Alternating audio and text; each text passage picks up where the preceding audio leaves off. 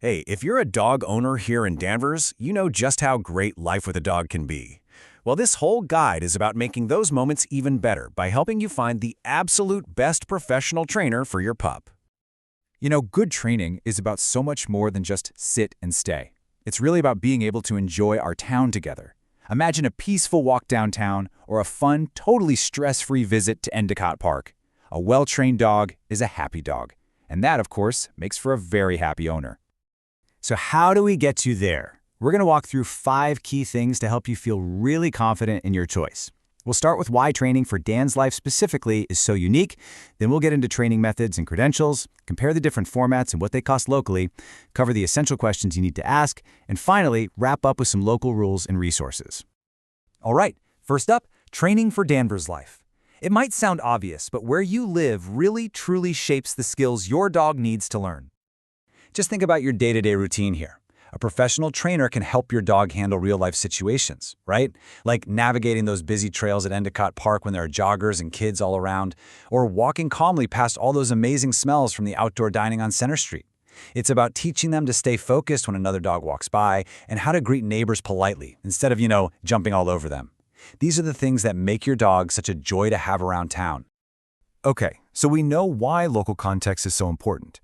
Now let's figure out who can help. The best way to understand what makes a trainer great is to look at their methods and their credentials. The approach you'll hear about most, and for good reason, is positive reinforcement. It's simple, really. This method uses rewards, like a tasty treat or some enthusiastic praise, to encourage the behaviors you want to see more of. And the biggest benefit here? You're not just teaching your dog commands, you're actually building a stronger, more trusting relationship with them. So, how do you know if a trainer actually uses these modern science-backed methods? Well, certifications are your best clue. You'll want to look for letters after their name, like CPDTK or KPACTP. Now, if you're dealing with more complex issues, maybe some fear or anxiety, seeing a certification from the IAABC or something like a CBCCKA is a really good sign. These acronyms just show that a trainer has put in the work and is serious about their profession. With that knowledge in your back pocket, let's get into the practical side of things. We're talking about the different types of training programs and what you can actually expect to pay for them, right here in the Danvers area. You pretty much have 2 main options to start. Group classes are awesome for practicing good manners and focus, especially with the built-in distraction of other dogs and people. Private sessions, on the other hand, are perfect for zooming in on issues that happen right at home.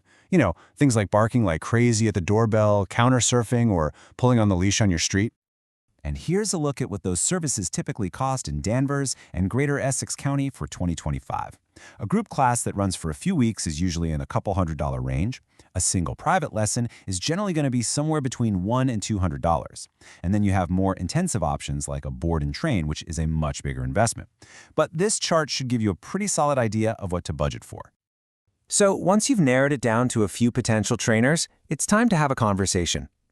Coming prepared with the right questions is honestly the key to finding the perfect match for you and your dog. Okay, here's your checklist. First, just confirm they use positive methods. Then, ask them how they'll tailor the program specifically to your dog and your lifestyle here in Danvers. It's also really important to know how you're both going to measure progress and, of course, what the total costs are. If you're dealing with a bigger behavior issue, asking if they'll collaborate with your vet is a sign of a real pro. And finally, ask what your homework is going to be, because the practice you put in between sessions is where the magic really happens. All right, for our final section, let's talk about our local community. Knowing the rules and having some go-to spots to practice are the last pieces of the puzzle for having a happy, well-behaved dog in Danvers. So, being a responsible dog owner means knowing the local rules. Here in Danvers, leashes are required everywhere in public unless you're in a designated dog park. Your dog also needs to be licensed with the town every year, and that requires proof of a current rabies vaccine. And just be a good neighbor. Keep an eye on excessive barking, since it can be considered a nuisance. Once you start your training, you're going to need some places to practice. Endicott Park is absolutely perfect for working on those leashed walking skills with tons of real-world distractions. For off-leash stuff, like practicing recall, the fenced-in area at Plains Park Dog Park is your best bet. And for some quieter work on basic obedience, smaller spots like Maple Park or Tapley Memorial Park are really great options. At the end of the day, putting in the effort to find the right training helps you build a confident dog who's ready for anything our town has to offer. We hope this helps you find the perfect partner for your training journey. Remember, a well-trained dog makes every part of your life here better. From having friends over to your house to just bumping into neighbors on a walk, it makes every experience more relaxed and joyful for everyone.